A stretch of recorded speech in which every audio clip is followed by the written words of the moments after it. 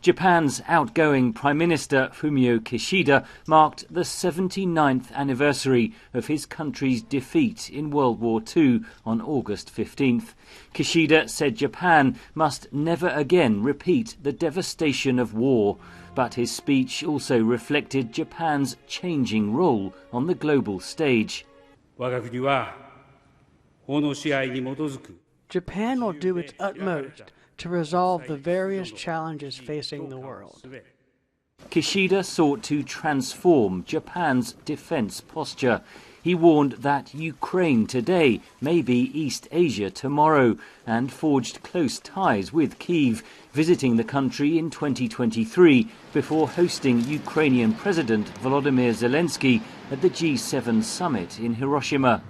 Kishida's policies included doubling defense spending by 2027, developing closer regional alliances, and upgrading the United States military command in Japan. His successor will likely continue Kishida's approach, says analyst Tomohiko Taniguchi.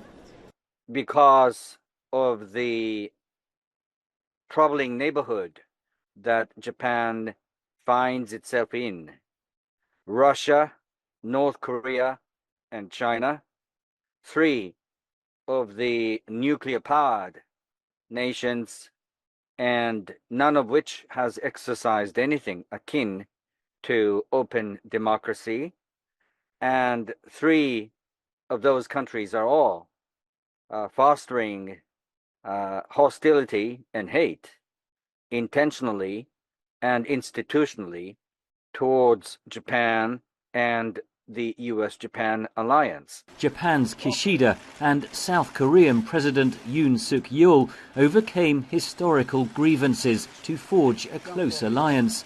In a joint statement Sunday, the United States, Japan and South Korea reaffirmed their pledge to jointly tackle regional challenges made a year ago at an historic Camp David summit. But uncertainties remain, Taniguchi says. President Yoon has passed the midpoint of his term. The rest of his term is going to be increasingly a lame duck administration. The opposition parties are sniffing blood already, and the easiest target for the opposition party is to say that the incumbent administration is too weak vis-a-vis Japan. Japan's next Prime Minister will also have to win the approval of the Japanese public.